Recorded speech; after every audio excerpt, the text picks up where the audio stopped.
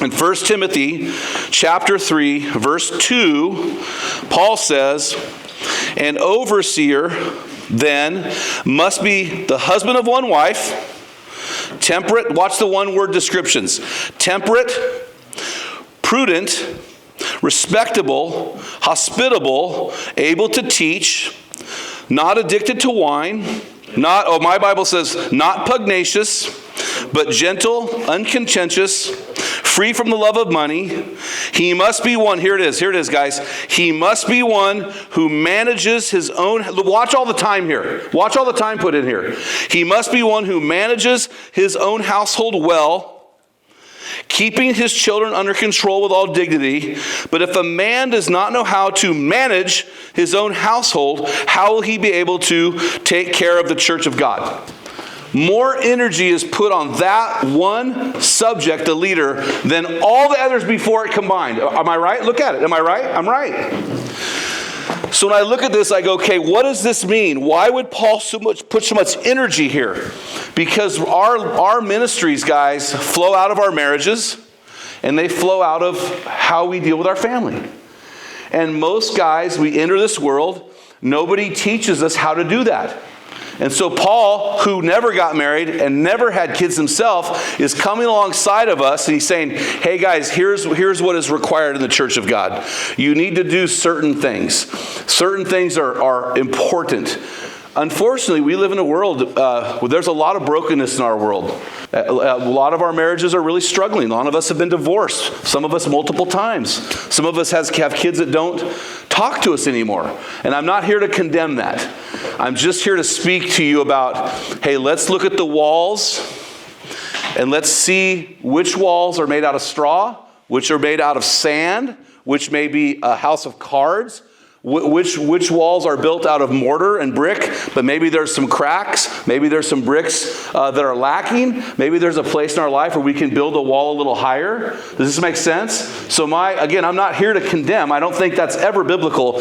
My job is to say, hey guys, let's identify some things here and let's push into this. Let's lean into this. Now you may be saying to yourself, why does he keep talking about walls? Okay, let's do this. So let's go back to the passage. And Paul mentions in here twice, he says the word household, okay? So we have to ask ourselves this question. What does he mean by household? This is written around AD 50 to 60. So during the AD 50 to 60 era, what did the common household look like? Typically what happened was the physical house was built with a flat roof, right? And then the extended family would live around the patriarchs. They would build a house next to the house, or they would build a house on the flat roof. So a lot of these patriarchs would have homes, multiple levels with multiple families living around. The household back in the time of the Apostle Paul, when this was written, usually consisted of the husband, the wife, the children, the grandchildren.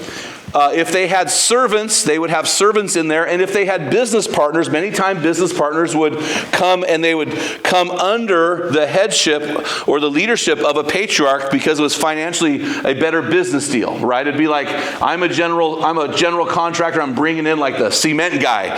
I want to partner with him. He's going to live with us and do business with me.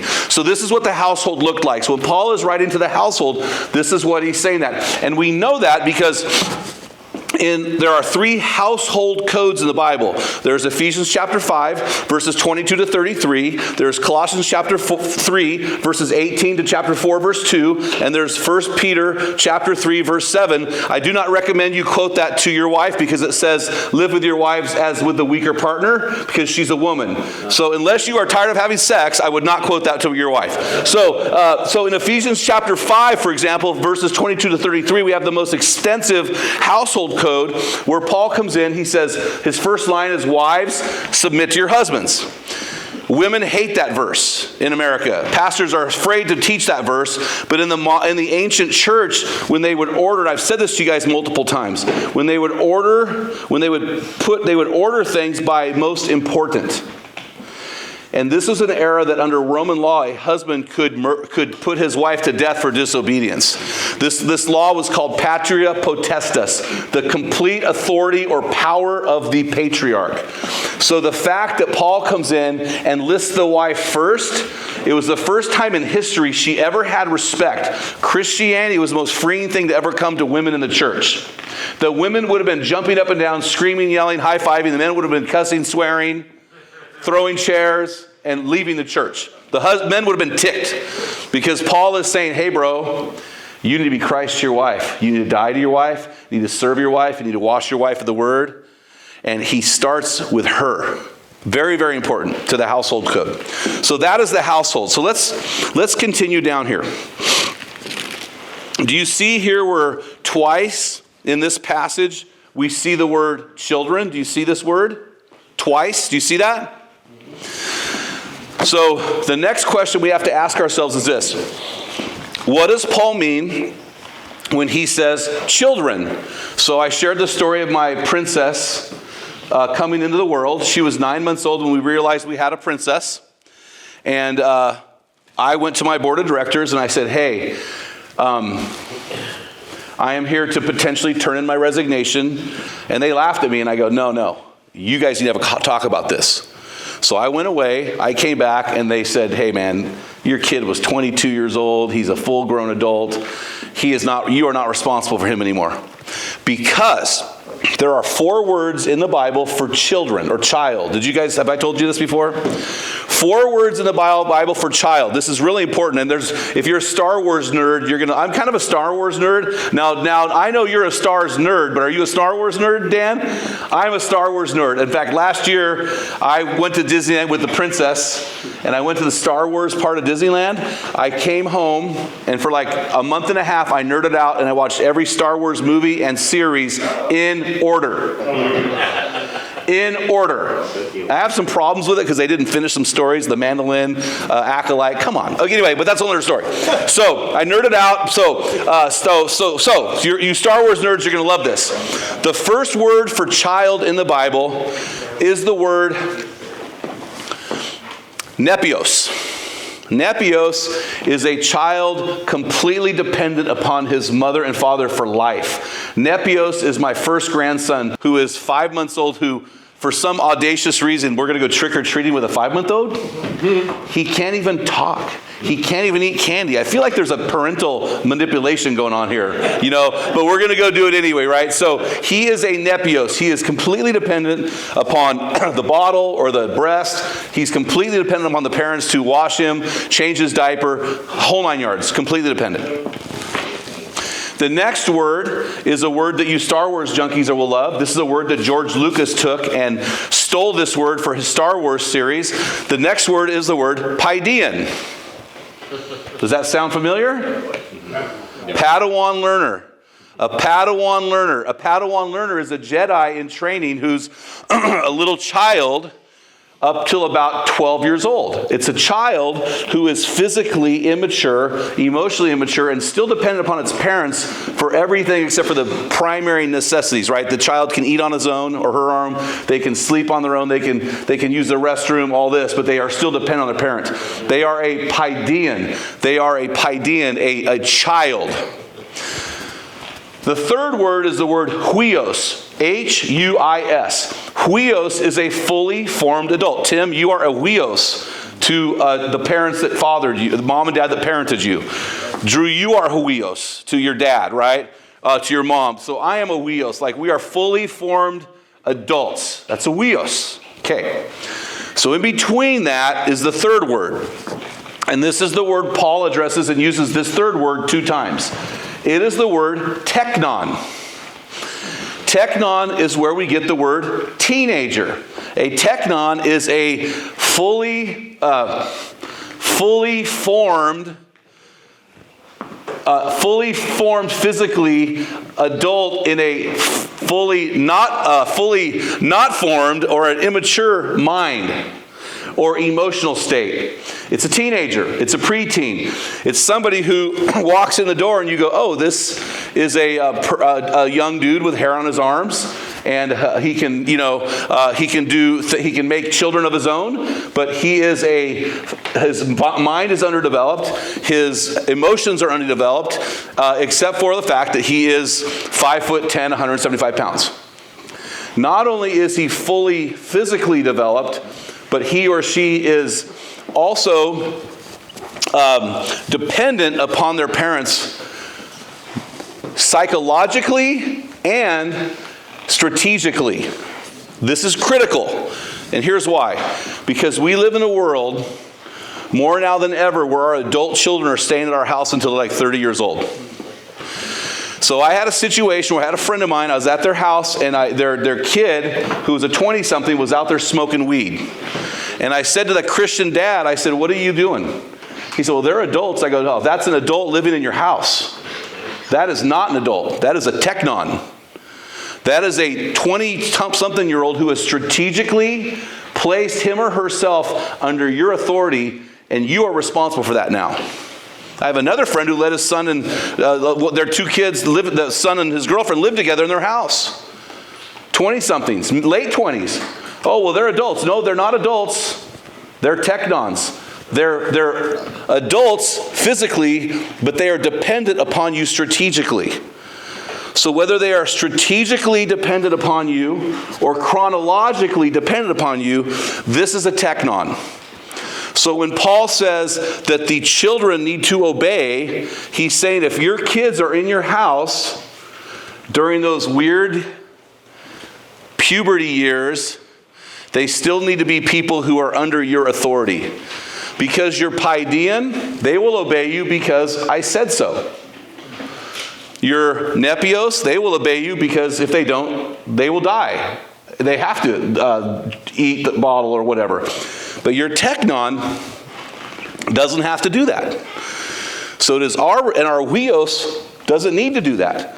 So our responsibility is to the technons, those children who are in our household, either strategically or chronologically. Does that make sense? So this is what Paul is talking about. The last thing I want to share with you, and this is the aha moment for me. This is the life-altering moment. I wish I would have read this 15 years ago. Paul says twice, you can look at it. He says he must be one who manages his household well. In fact, he explains that in parentheses, and he says, if he can't manage his household, how can he manage the church of God? So this word manages, when I saw that word, I perked up and I went, you know what? This word has more to it than meets the eye. So I looked it up. It's the Greek word proistemi. P-R-O-I-S-T-M-I. Proistemi. This is a beautiful word. This word literally means three things. To manage means to preside over something, to protect around something, and to provide within for something. And when I saw this, I was given a word picture of a house. My job is to be a construction worker for my house. In fact, whenever God goes to build a wall, he uses men as the mortar. We are the mortar for the walls that God is building. And we are responsible to build, fix, repair, deconstruct and rebuild the walls. And let me explain. So the first thing is this. The first thing is I'm to preside over. We are to preside over, which is a wall above us. This wall tonight protects us from the rain. It protects us from the wind. It protects us from the freaking leaves. It protects us from stuff. Have you ever seen a 40-something-year-old single woman? You can smell them from a mile away. They reek of insecurity. They've got no covering. Women need a covering, and it is us. And no matter what our culture tells us, God has made them that way. They could be a Fortune 500 CEO, but when she comes home, she needs her covering. You are her covering. You are her protection. You are the ones, people that ask me all the time, so if I go, should I take my kids to public school? And I said, well, we public schooled our kids. My dad was a public school teacher. Your dad was a public school teacher. I think all you guys public schooled. I'm a fan of public school. I'm also a fan of Christian school. I'm also a fan of homeschool. I really don't care, whatever God leads you to do. But people say to me, well, what would you do in Oregon where state law requires tampons in the boys' bathroom from elementary school up? Oh, I said, it's very simple. I'll do just what I did with Bruce Waltz at Memorial Elementary. We walk in, shake our hand. We are here because Memorial Elementary has the best volunteer rate in the whole city of McMinnville, which is why we moved where we moved. This is Jim and Shannon Ramos, and you will get to know us. I saw Bruce Waltz at the gym a month ago. He said, you know, you and your wife are the best parents I ever had. I said, well, you were the best principal we ever had. He goes, you know why you guys are the best? Because you were there all the time. And we were. But here's what I would say to a teacher, a principal today. I would walk in, I'd go, hey, I'm Jim Ramos. My kid, Junior Ramos, not his name, is a 6th grader at your school. And I just want you to know that we are going to be volunteering. I'll be coaching. My wife will be helping the classroom. But man, if you or a teacher farts sideways, we're going to have a meeting. I am watching you because I have a covering over my children. Our job is to cover our kids. You have a kid with special needs. If you don't cover him, right, you have to cover him. You have to cover these kids. We have to cover our wives. Our wife walks in the room. I was at a conference in New York last weekend. 450 guys. And man, my wife is the best looking woman on the planet. She's the only one in the whole place, but she still was the best looking. And these guys are like, they didn't know what to do with her. They were like, oh, what do we do? Well, they weren't going to look for her more than 3 seconds because she had a covering in that room. So what I'm saying is we are a covering for our wives. Our wives should feel safer in public, even if we're not with them. Our children should feel safer. Everybody around our kids and our wives should know that there is a man close by. We are the covering. Does that make sense? Yeah. Isn't that a beautiful word, proistemi? Yeah. Proistemi is awesome. I didn't know this stuff a year ago. So we are a wall that protects around our family. So we are the wall that goes, or the fence, however you want to do it in your house. We have a fence around our yard that protects our family. So we should, as the man, build walls, because you're the man, you're the wall builder, you're the mortar that puts the wall up, that says, you know, it's a whole Gandalf thing. You shall not pass, right? Like, we are only going to let certain things on the internet come in. We are only going to let certain things on the news come in. We're only going to let certain friends come in. Because, man, some of these kids, whoa. I mean, we're only going to let certain people come in. We are going to guard and protect what we allow in our house. Make sense? Yeah. We are a wall. And people should know that when their kids come to your house to play with your kids, that those kids are safer because they are in an environment that will protect them. And that your environment will also keep certain things that they may bring in out. When my son James, who you know, we've had multiple friends of his lived at our house when they had things go bad with their parents. And they knew they were protected because they chose to be a teknon in my house. So here, this last part of proistemi is probably the most important, I think, and I think this is the one that we as men go, yeah, I'm a cover. Heck yeah, I can get that. Yeah, I'm a protector. But here's where a lot of guys fail. We are to provide within. So within my house, there are walls, and the walls delineate specific rooms. In those rooms live people. My wife is in a room with me, unless I say bad things, and I have a whole other room for me. No, I'm just kidding. I have a room for my sons. When my sons got married, so I know you brought a son-in-law in. I brought 2 daughters-in-law. I built a room for them because I'm still the patriarch. My granddaughter came in. We built a room for her. We literally have a room for her. It's where I have all my closets, and it's the unicorn room. It really does not fit a men's ministry leader, but my gosh, rainbows and unicorns, and oh my gosh, okay. But she has a room nonetheless. My grandson has a room. And so what I do now is I strategically, with the help of my wife, who sees more than I see when it comes to relationships, because she is the thermometer and I am the thermostat, she will tell me, you need to do this, you need to do this. Okay, yes, thank you for showing me. And then we build walls around our people. And here's what I've learned is that your kids and your grandkids don't care how much money that you provide for them. The things they are going to love or be bitter towards you about will be the things you didn't provide intangibly for them. Things around their heart. So think about that room that you're building is around their heart. And so what I try to do, and what this word has taught me to do, is look at what do my kids need? What do their daughters need? My son James married a beautiful girl, wonderful, love her to death. She's got no man here, no father here to tell her she's beautiful, tell her he loves her. So I hired her. She worked for me for 3 years, and I just told her, you're beautiful, I love you. I mean, just lavished it on her to let her know I am your safe place. Okay? My other daughter, the same thing. Based on her history, her family's a little bit different. She's from a nuclear Christian family. She doesn't need what the other one needs from me, so I give her other things. So it's always trying to find a way, how can I build this wall around this heart in a healthy, safe, and secure environment so the people who come under my authority, my protection, my proistemi, feel like their heart is in a safe and secure environment because I have been there. Because I firmly believe, guys, that when a man walks in a situation, everything around him should be safer. For decades. So this is what I've learned about what it means to manage your own household.